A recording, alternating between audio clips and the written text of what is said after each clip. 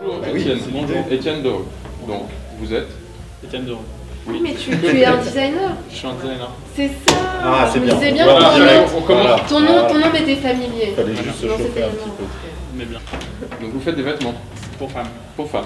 Voilà. en particulier. Donc en fait, faut que je. Bah en fait oui c'est... D'accord, Présentez-vous. ok. Ouais. Donc je m'appelle Étienne. Je fais des vêtements pour femmes. Je suis français. Ouais. Vous avez étudié en Belgique. à Anvers. À Anvers et à Bruxelles. Pourquoi? Parce qu'on étudie mieux avec... Et pourquoi La on mode, vous oui. voit et pourquoi La mode, ça va. Non, déjà on me Pourquoi voit est-ce qu'on pas. vous voit, Étienne Bah, parce tout d'un qu'on coup connaît pas. Parce qu'Étienne est plusieurs dans cette tête. Non, parce que en fait je suis lillois. D'accord. Ouais.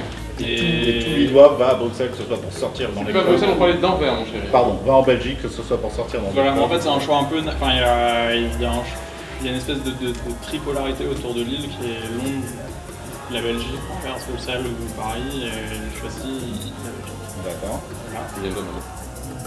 Il y en a au moins une, voire deux. Ça fait ta fête. J'en ai fait deux en fait. D'accord. Donc il y a J'ai eu fait les deux, c'est les voilà, deux. j'ai fait les deux. Ok. Et t'as terminé tes études quand? J'ai quitté mes études. T'as quitté.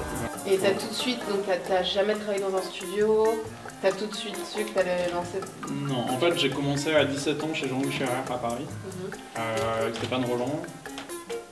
Ensuite Scherer a fermé, donc je suis parti en Australie. Voilà. L'Australie, quand on pense mode, on pense pas forcément Australie. Tout simplement. Non, je suis parti en Australie en fait pour gagner de l'argent pour pouvoir payer mes études. Qu'est-ce que t'as fait en Australie pour gagner de l'argent? C'est pas indiscret. J'ai fait à manger pour des mineurs. Un mineur des enfants ou Des des... mecs qui vont à la mine. Wow. Ah oui. Donc j'étais. Ça, t'as pas pu, un truc pour les mineurs, t'as pas pu entre l'île et la Belgique, t'as pas pu. Ah, c'était vachement bien payé en fait. C'était vachement bien payé, et c'est un boulot, mais c'est un boulot harassant peut-être ça. Ouais, c'est chiant. Ouais, Super chiant. Super chaud. Tu Euh, as vu un petit casse-croûte avant qu'il parte bosser. Non, en fait, tu vas bouffer quoi. Enfin, t'es la cantine des mecs qui vont à la mine. mais il y avait aussi peut-être l'intérêt d'aller en Australie un peu aussi. Il y avait l'option, il y avait l'opportunité d'aller en Australie. Et en arrivant en Australie, bah, j'avais payé le billet, j'avais plus d'oseille et donc il a fallu travailler. Quoi. Mais ça, déjà à cette époque, tu savais que tu voulais faire le métier que tu fais maintenant? Ouais, en fait, j'ai commencé chez Scherer parce que c'était la porte d'entrée et Stéphane Roland m'a un peu poussé en me disant ce serait quand même pas mal que tu ailles à l'école. Et Du coup, t'as financé tes études en faisant à en manger. faisant à manger pour les mineurs. Donc j'ai mis de l'argent de côté, je suis rentré en Europe, j'avais genre 4 concours prévus, Anvers, Lacan, St. Martins et après New York avec Parsons. Et j'ai eu Anvers du premier coup, donc je suis resté, j'ai pas cherché beaucoup plus loin, je suis resté à Anvers pendant un an, je me suis fait chier, je suis avec Moi j'ai une question super naïve, parce que j'y connais rien en mode. Ouais. Mais comment on peut se dire, je vais designer des vêtements que je vais pas mettre? C'est-à-dire que si tu fais des designs de vêtements pour des femmes, c'est forcément des vêtements que tu mets pas. Et Alors, comment on peut arriver à dissocier ça? j'ai pas une réponse universelle, mais j'ai une réponse. Personnelle. En fait, à la base, j'ai toujours voulu être architecte. Jusqu'à ce que, enfin, il y a eu un moment dans ma vie personnelle qui m'a fait changer de chemin, on va dire.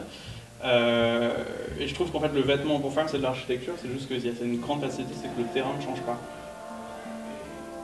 Donc, quand on est architecte, on ne connaît pas le terrain, de toute façon. Il faut qu'on le découvre. Ok. L'avantage de faire des vêtements pour femmes, Oui. c'est qu'on a découvert le terrain une fois, 2 fois, 10 fois, 100 fois, mais globalement, c'est toujours le même. D'accord. D'ailleurs, enfin, ça dépend quand j'ai des sous ou pas. Mais Et quand t'as des sous? Alors j'ai acheté un super manteau d'ailleurs, je sais pas où ce truc sera diffusé, mais j'ai acheté un manteau d'une édition de 500 exemplaires de Macintosh et l'Europiana.